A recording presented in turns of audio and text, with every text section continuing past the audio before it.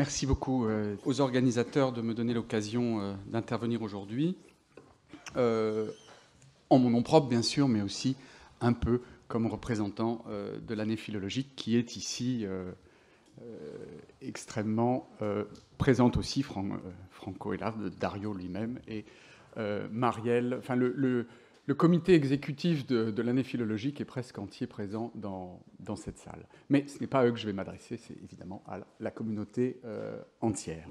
Cette année philologique, donc, elle fait finalement tellement partie du quotidien des philologues que, hormis ceux et celles que je venais de citer, mais il y en a bien d'autres, ceux et celles qui contribuent à la faire exister et à la faire croître, il est finalement rare que l'on s'interroge sur ses usages.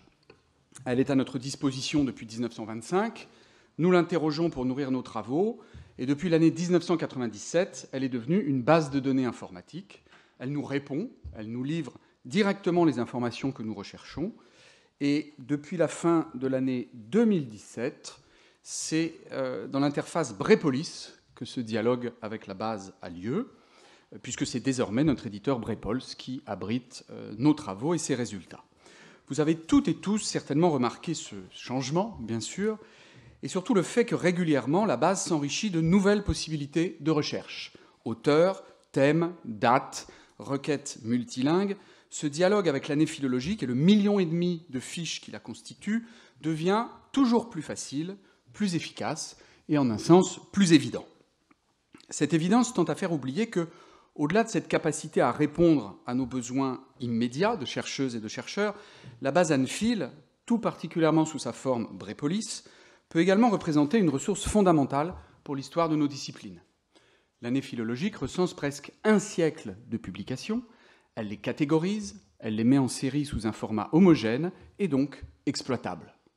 Pour finir, elle les décrit à l'aide d'un ensemble de métadonnées qui concernent les thèmes, les objets, les auteurs et les personnages anciens qui sont concernés par la publication recensée, comme vous le voyez dans la partie basse de la fiche que vous avez sous les yeux, dans la catégorie critères de classification.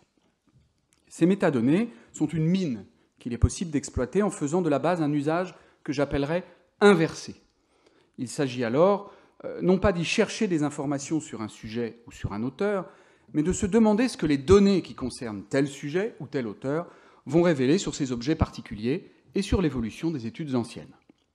Dans le cadre de ce colloque, le questionnement peut bien sûr se porter plus particulièrement sur le rôle qui est joué par l'édition de textes dans ces diverses transformations.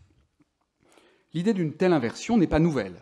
En 1997, au moment même où l'année philologique devenait une base numérique, Walter Scheidel avait cherché à détecter les grandes tendances du domaine entre 1924 et 1992, à partir d'une approche quantitative fondée sur les volumes papier de l'année philologique. Il concluait à ce qu'il nommait le caractère intrinsèquement conservateur des études classiques. Rien n'y changerait, nous disait-il, dans les thèmes étudiés, et l'on n'y verrait pas émerger de nouveaux sujets. Scheidel considérait que, je cite, « pour l'étude des auteurs anciens, on ne relève aucun changement significatif ». Le canon et la manière d'aborder ce canon seraient donc stables. Une étude menée par Olivier Dufaux, publiée en 2022, cherchait quant à elle à étudier l'impact sur les études classiques de ce qu'il appelait les théories récentes. Alors je vous rassure, récentes à l'aune de nos propres objets. Donc narratologie, psychanalyse, structuralisme, sociologie, gender studies, théorie critique. Son étude était fondée sur les données informatiques de l'année philologique et elle concluait à la présence de ces théories, mais sans impact majeur sur les grandes tendances de notre champ disciplinaire. D'après ces travaux, donc, les recensions de l'année philologique traduiraient une stabilité globale du domaine. Alors, pour un spécialiste d'histoire de la rhétorique, ce qui est mon cas, un champ disciplinaire à peu près dévasté jusqu'au début des années 90 et qui connaît depuis un renforcement continu, c'est une conclusion qui laisse de côté beaucoup de situations particulières. Face à ces résultats et à cette hypothèse de la stabilité, je formulerai deux hypothèses de mon cru. La première est que, si l'on considère l'ensemble du domaine, la stabilité est une évidence et que ça n'est pas particulièrement étonnant, puisque notre corpus, à l'exception d'ouverture chronologique vers l'époque moderne, ou à l'exception de découvertes papyrologiques, notre corpus est largement clos. Par conséquent, la tentative qui vise à découvrir une transformation qui serait visible au niveau macrostructurel me semble globalement vouée à aboutir toujours à la même conclusion, celle de la stabilité, puisque les objets évoluent peu. Il me paraît donc difficile de trouver des mouvements philologiques précis si l'on prend comme point de référence l'ensemble des données et l'ensemble de notre champ disciplinaire. Ma seconde hypothèse postule que l'approche strictement quantitative demande à être complétée. L'apport des mesures quantitatives et des données massives est évidemment essentiel pour détecter des phénomènes, mais une approche qualitative interne au domaine concerné, et donc qui prenne en compte ces évolutions épistémologiques, me semble aussi indispensable. Partant de ces deux hypothèses, je proposerai de mener l'observation à un autre niveau, celui d'une sous-discipline, ou même celui d'un auteur unique. C'est à ce degré qui permet de détecter des mouvements plus fins et de développer une véritable approche qualitative que l'on pourra peut-être percevoir les évolutions même minimes de la production. Surtout, c'est à ce niveau d'analyse que l'on pourra déterminer si les grandes avancées éditoriales ont eu un impact sur la production scientifique générale. Ce que je vais exposer représente donc une tentative de démonstration de faisabilité, proof of concept, comme on dit généralement, de ce genre d'enquête que je vais mener à un niveau microstructurel. Alors, même quand on traite des données, les goûts personnels interviennent, et par conséquent, c'est vers Cicéron que j'ai lancé ma première tentative. C'était une erreur méthodologique qui va néanmoins me permettre de préciser la teneur de ma démarche. Vous avez sous les yeux un graphique qui indique entre 1925 et 2021 le nombre de publications où Cicéron est identifié dans la base comme objet unique ou partiel de l'étude qui a été recensée. Avec un total de 12 153 publications, mes chiffres datent de septembre 2023, le champ des études cicéroniennes connaît une variation annuelle qui va de 51 à 247 parutions. La tendance générale est à l'augmentation, ce qui est normal, puisque la production globale croît, elle aussi, tout comme l'ampleur du recensement de l'année philologique sur l'empan d'un siècle. Quant à l'apparente chute de production que vous pouvez constater en 2019, c'est un artefact. Elle tient simplement au décalage temporel qui intervient inévitablement entre la date de publication et la date de recension, et on peut penser que cette croissance va se perpétuer. De la même manière, la baisse visible entre 2014 et 2016 tient à des difficultés de recensement rencontrées par l'année philologique, et de la même manière, le trou que vous voyez en 41-45 s'explique par la baisse de l'activité philologique pendant la Deuxième Guerre mondiale. Et c'est une baisse générale. Pour affiner notre perception sur le cas cicéronien, il faut s'intéresser au rapport entre le nombre total de fiches publiées dans la base et le nombre de fiches concernant Cicéron. La croissance de la production cicéronienne par rapport à l'ensemble est donc bien réelle. On passe de 0,3% en 1935 à 1,3% des fiches recensées en 2018. C'est une tendance générale, bien identifiée dans l'article d'Olivier Dufaux, à une concentration progressive de nos études sur les grands noms de la littérature classique. Cependant, alors je vois que la conversion de Keynote en PowerPoint a changé l'échelle, et les choses ne vont pas. La ligne du bas est à 0,2%, la ligne du haut à 1,3%. Donc voilà, je suis désolé, là j'ai eu un petit problème technique. Ce qui veut dire que de 0,3 à 1,3, finalement, la production sur un siècle est malgré tout assez stable et extrêmement centrale dans le champ. Le seul phénomène qu'il faudrait expliquer, c'est l'augmentation de 2018, mais je manque de données. Mais de façon générale, on peut conclure qu'il n'y a pas de changement radical sur les études cicéroniennes au cours du temps, parce que l'effet d'inertie est très important. Quelles que soient les tendances, quel que soit l'impact d'une nouvelle édition, Cicéron reste central. Je m'en réjouis, de toute évidence, mais le cas cicéronien n'est pas le bon pour mener le test que j'ai en tête. Je me suis donc tourné vers ce que Robert Castor a un jour appelé « a dim corner of Latin literature », la déclamation, et en particulier Sénèque le Père. Historien des guerres civiles, dont l'œuvre historiographique est perdue, Sénèque nous est connu par l'anthologie déclamatoire qu'il a publiée sous le règne de Caligula. La production qu'il concerne est infiniment plus réduite. Il est un auteur qui touche un public strictement érudit. L'année philologique recense au total 385 publications à son sujet. Rapportez-les aux 12 153 qui concernent Cicéron. La recension effectuée dans la base ne peut évidemment pas être exhaustive, Mais comme vous le verrez, ce sont les variations et les tendances de la production qui m'intéressent. Par conséquent, la question de la complétude n'est pas essentielle. Je considérerais que les données fournies par l'ANFIL sont proportionnellement représentatives de la production générale au cours du temps. La production sénéchienne connaît des variations annuelles qui vont de 0 à un pic de 21 publications. Et les fiches qui concernent Sénèque ne dépassent jamais, alors là encore mon échelle a dérapé, 0,1%. Le maximum de production représente 0,1% de la production générale recensée dans la base. Donc vous saisissez tout de suite que Sénèque offre un exemple un peu plus maniable pour mon propos. Sur cette masse réduite, on peut tenter de comprendre pourquoi et comment Sénèque est lu à chaque époque, en s'efforçant de percevoir l'évolution des approches qu'on lui a appliquées. Pour mener l'étude, j'ai donc extrait la totalité des données disponibles sur ce sujet dans la base Brepolis, mais j'ai aussi, de façon cruciale, bénéficié de l'aide de Chris van den Borre, qui est le responsable de l'année philologique chez Brepols, que je remercie chaleureusement ici, et qui m'a donné accès à des extractions spécifiques de la base, qui ne sont pas accessibles au public. Dans un premier temps, j'ai exploité 3 jeux de données, le nombre de publications, la langue des publications et la répartition annuelle des thèmes. Et ces éléments m'ont permis d'identifier des tendances générales. Dans un second temps, je me suis concentré sur les seules publications qui avaient trait à l'établissement du texte, à son édition, à sa transmission, ce que je vais appeler, en risquant une définition, la philologie au sens restreint du terme. Pour cela, j'ai dû changer de méthode, car les métadonnées thématiques n'étaient pas assez précises, et j'ai donc procédé à un travail strictement manuel dans une base bibliographique personnelle pour faire ce sous-corpus philologique.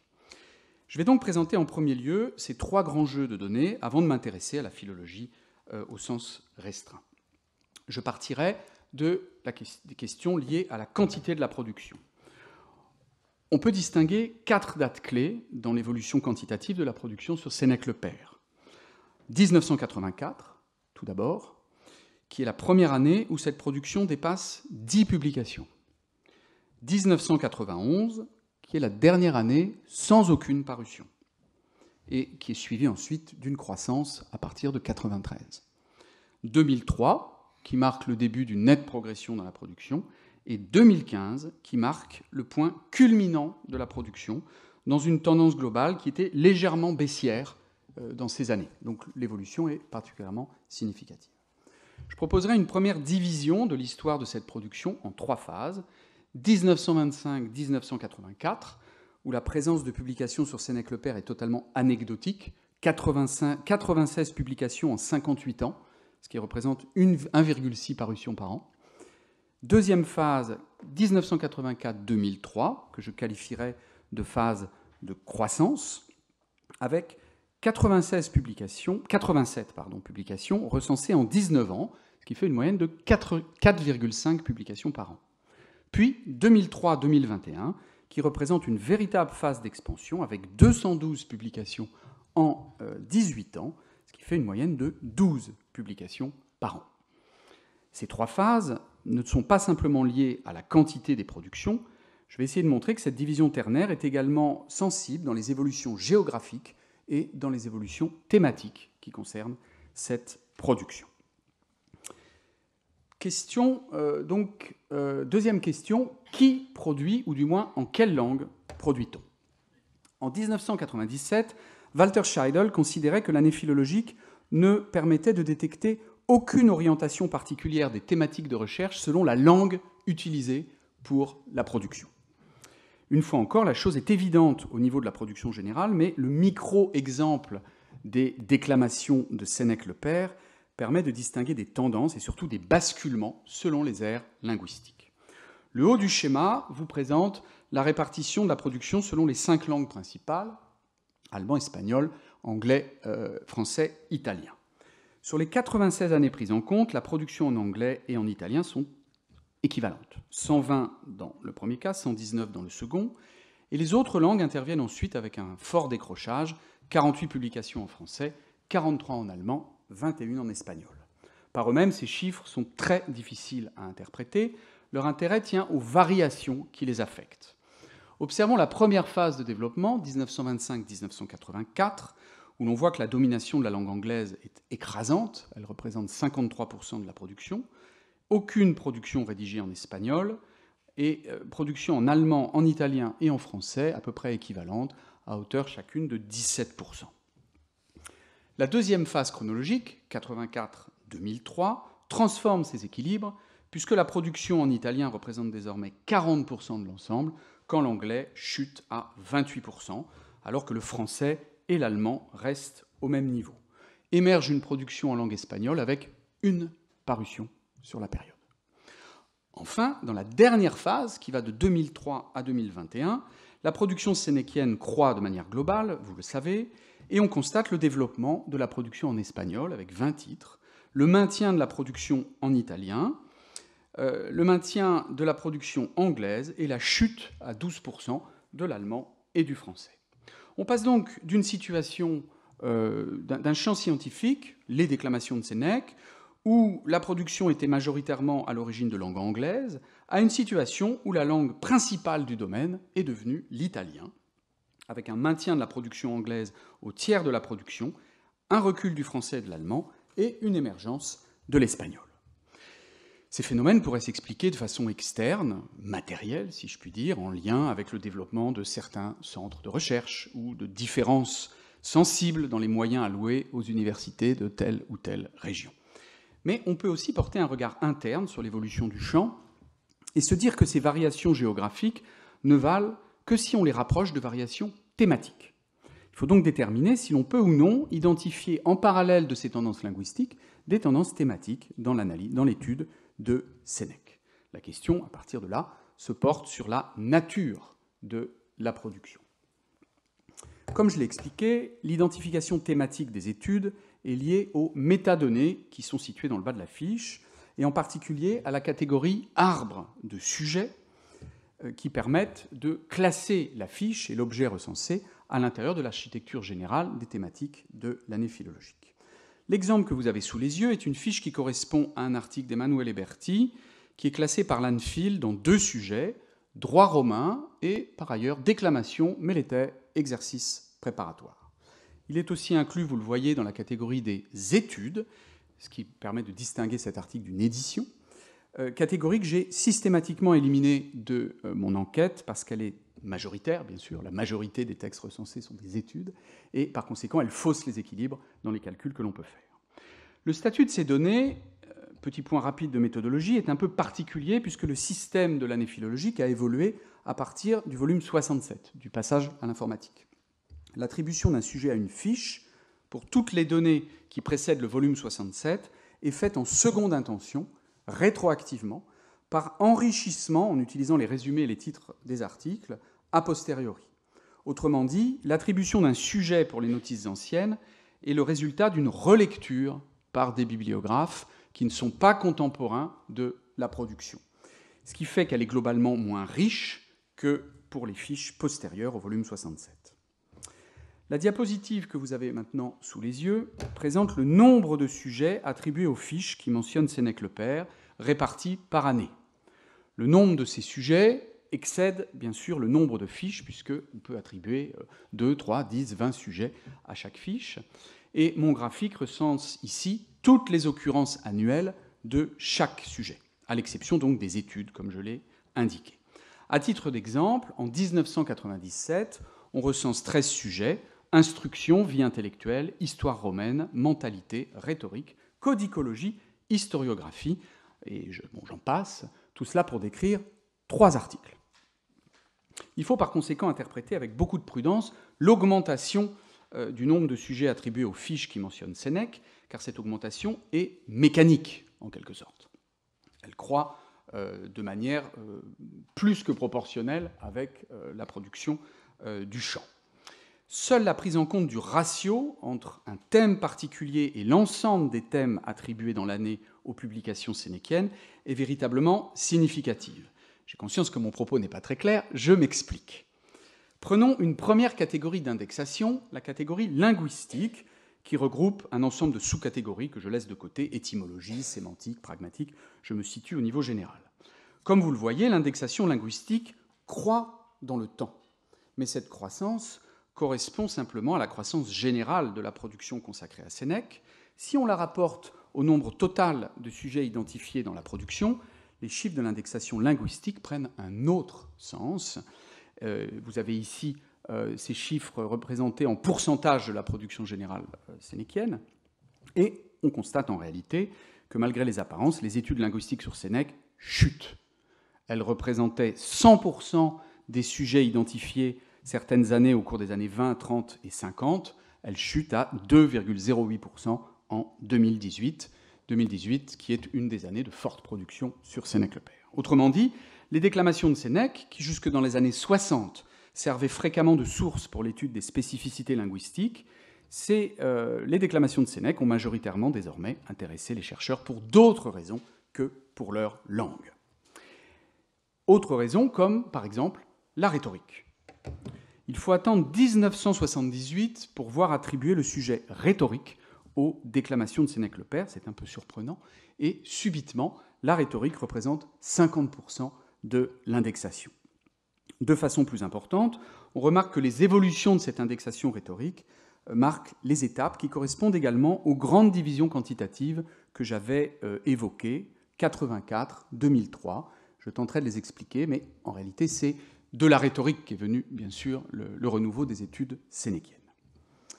Enfin, troisième thème qui m'intéressera, la catégorie mentalité et mœurs. Là aussi, je vous présente les chiffres en pourcentage. Là aussi, l'évolution, les chiffres bruts sont difficiles à interpréter, mais les évolutions, elles, peuvent nous donner des indications intéressantes. On est obligé pour cela de rentrer dans les sous-catégories pour mener l'interprétation. La catégorie mentalité et mœurs, dans la base, est évidemment très large, et l'indexation mœurs, qui crée le pic que vous voyez en 1952, concerne la thématique du mariage. Cette thématique du mariage, qui est très présente dans les déclamations, est encore indexée en 2021, mais en 2021 et dans les années qui précèdent, ce sont les thématiques sexuelles typiques de la déclamation qui émergent en réalité à partir de 2002 et qui forment l'essentiel de cette catégorie des mœurs. Elles sont indexées par les sous-catégories efféminement, travestissement, virginité, maison close. Les études consacrées aux mœurs changent donc d'orientation au cours du temps. La lecture des déclamations connaît de toute évidence, à la fin des années 90, un basculement, quand le texte de Sénèque devient une source importante pour l'étude des mentalités, également dans leurs aspects que, dans les années 20, on pouvait considérer comme dérangeants. J'en viens à présent aux thématiques proprement philologiques. Comme je l'ai expliqué, donc, on passe ici à un travail un peu plus artisanal, mené à la main. Donc, cette reprise manuelle des données de la base m'a permis d'identifier un total de 58 publications depuis 1925 qui concernaient l'établissement du texte, sa transmission, la discussion des leçons et, bien sûr, la traduction et l'édition. Vous les avez ici en bleu, en chiffre absolu à gauche, en bleu, et en orange, le total des publications sénéquiennes de l'année. La thématique philologique atteint un maximum annuel de 5 publications en 2005. Et si je reprends ma segmentation chronologique, le premier segment, 1925-1983, regroupe 26 publications, le deuxième segment, 15, le troisième, 19. Si on rapporte ces chiffres à l'ensemble de la production sénéquienne, la production proprement philologique représente 30% dans la première phase, 20% dans la deuxième, 9% dans la troisième. Donc la baisse tendancielle est assez évidente. Et si l'on prend en compte, je suis désolé de vous infliger tous ces chiffres, mais ils vont nous aider, si on prend en compte les pourcentages fractionnés par année, on pourrait se laisser leurrer par la présence de 100% de publications philologiques, par exemple en 32, 49, 64, 66, 70, 79, 100% de la production effectivement, tout simplement parce qu'il y a un seul article publié cette année-là, et je vous en donne la liste sur la même diapositive. On peut donc tirer de ces variations une première conclusion simple. Quand Sénèque-le-Père n'intéresse pas ou peu, l'approche philologique est essentielle. Quand la production croît, c'est que Sénèque suscite un intérêt qui relève d'autres champs du domaine que le rapport direct au texte. Évidemment, cette remarque pose une question essentielle, en particulier pour nos débats. est-ce que les travaux proprement philologiques créent les conditions de cet intérêt nouveau? Et donc, est-ce que leur baisse tendancielle et proportionnelle signifie que le champ décolle, si je puis dire, ou est-ce que cette baisse signale simplement un désintérêt pour ce domaine? Un dernier paramètre peut intervenir pour caractériser ce phénomène, la langue de publication. La diapositive ressemble à la précédente, mais ça n'est pas la même. Elle représente maintenant la répartition de la production philologique, strictement philologique par langue, pour l'ensemble des recensions effectuées, et ensuite pour chacun des segments que j'ai dégagés. Vous constaterez qu'en plus des 5 langues modernes prises en compte, il faut maintenant faire intervenir le latin, qui intervient dans 6 publications, 10% de la production, et sa présence est très importante en 1925-1984, à l'égal de l'italien, puisqu'on publie encore, dans cette phase, des notes critiques en latin. Et finalement, comme le faisaient Johannes Petreius ou Scotus ou Gronovius au XVIe et au XVIIe siècle, sur Sénèque le Père. Sénèque intéressait beaucoup plus au XVIIe siècle qu'aujourd'hui. Et finalement, cette présence du latin montre que Sénèque fait survivre, pour un temps, la plus pure tradition philologique. Mais bien sûr, l'essentiel se passe dans les langues modernes. Et la question, là encore, je passe sur les chiffres absolus. Ce qui est particulièrement frappant, c'est l'évolution de la présence de ces langues modernes dans la production philologique. L'anglais, en bleu, domine la production dans la première phase, avec une édition des Suazoirs de Sénèque en 1928, 6 articles consacrés à l'établissement du texte, une traduction partielle et une édition complète en Leub par Michael Winterbottom, j'y reviendrai.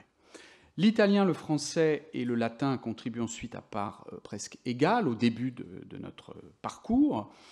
La place du français étant un peu supérieure, et elle tient à l'existence de 2 pôles, l'un qui est français, et qui est suscité par l'intérêt qu'Henri Borneck et Henri Bardon portaient à ce qu'on appelait la littérature latine inconnue, à l'époque, et qui est suscité aussi par un pôle belge, qui est alimenté par les contributions de Verviers et de Fabry à l'histoire du texte dans les années 60.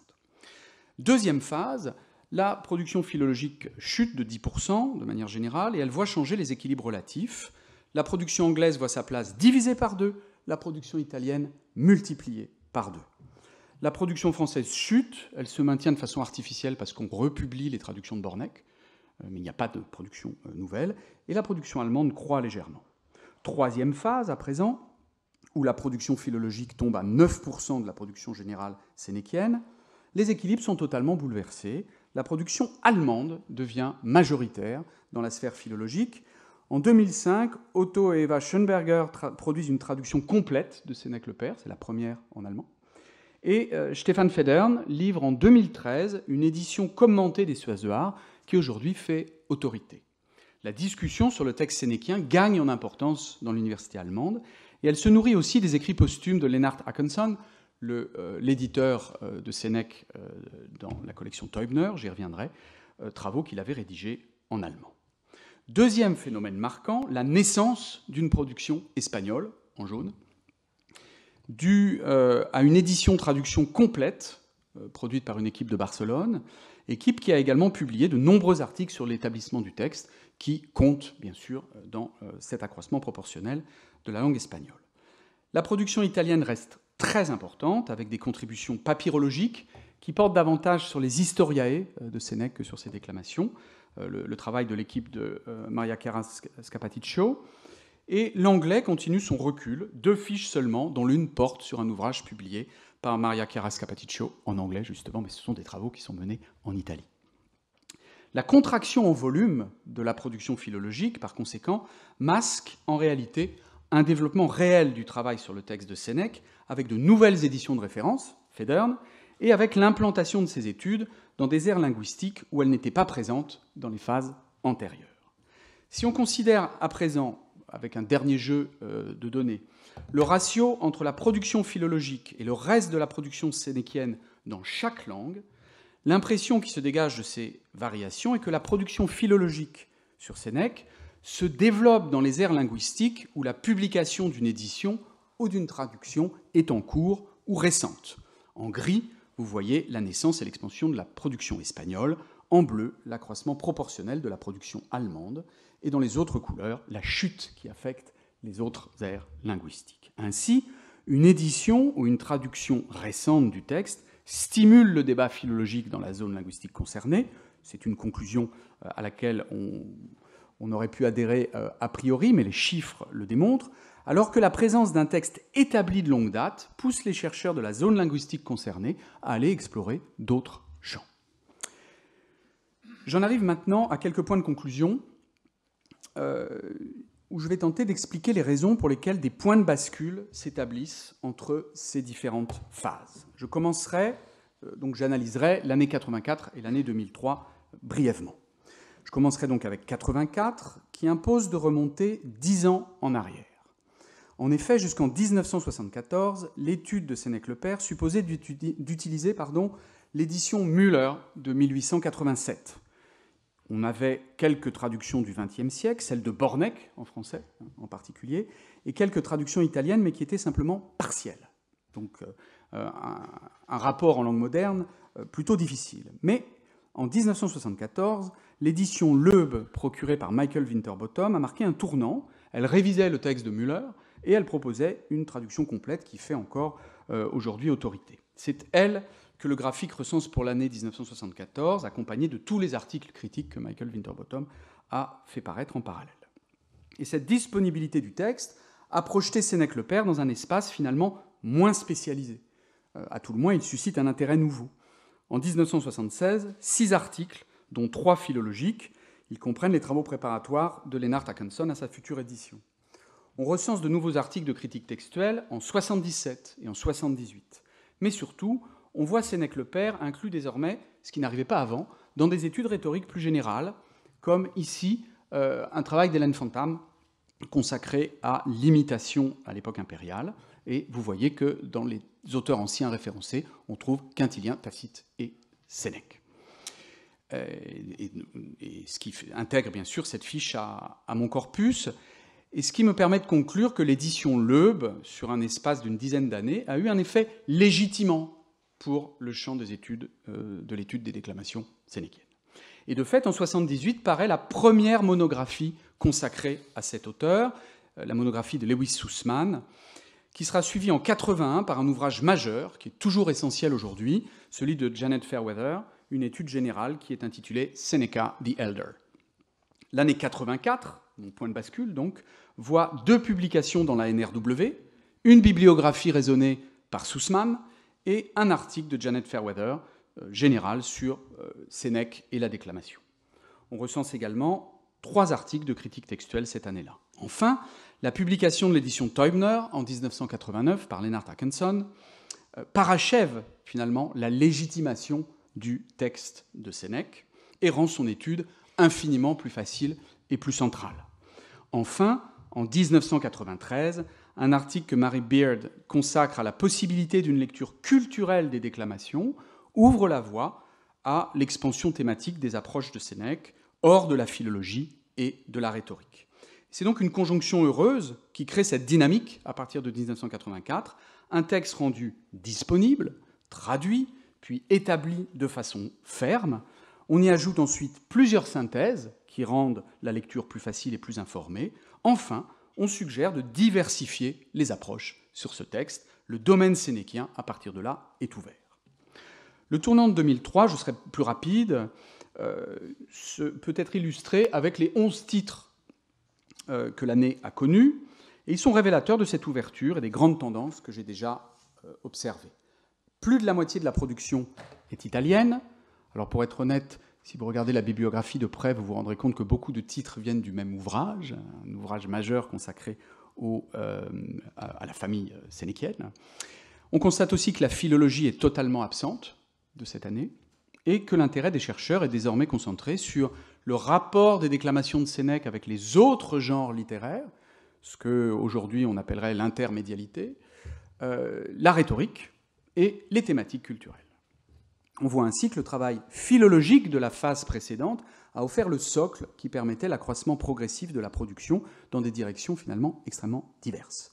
Il a permis la métamorphose du texte sénéchien, qui n'est plus une simple source pour des études linguistiques comme il l'était dans les années 20, mais qui fait pleinement partie du paysage de la littérature proto-impériale. Il n'est plus possible de le laisser de côté, en particulier dans les études rhétoriques. La phase 2003-2021 est celle de la stabilisation de Sénèque au sein des études latines. Ainsi, et je conclurai sur ce point, à partir d'une analyse qui croise approche quantitative et tentative d'interprétation qualitative, on peut affirmer que les données fournies par l'ANFIL permettent bien de détecter des évolutions au sein du domaine, pourvu que l'on porte le regard sur une sous-discipline suffisamment restreinte pour permettre une approche qui ne soit pas seulement numérique. À la faveur des socs philologiques fournis par les éditions et les traductions successives qu'il a connues, on voit Sénèque changer peu à peu de statut, d'une ère linguistique à l'autre, d'une époque à l'autre. D'auteur totalement négligé, il est progressivement devenu un auteur mineur, ce qui est déjà pas si mal, qui intéressait pour l'histoire de sa transmission, avant de se transformer en objet d'intérêt très élargi, tant pour la rhétorique que pour les différentes approches littéraires et culturelles qui, on peut le regretter malgré tout, ont tendance parfois à oublier les problématiques textuelles elles-mêmes. Mon seul souhait, bien sûr, c'est que cet élargissement ne fasse que croître davantage. Je vous remercie.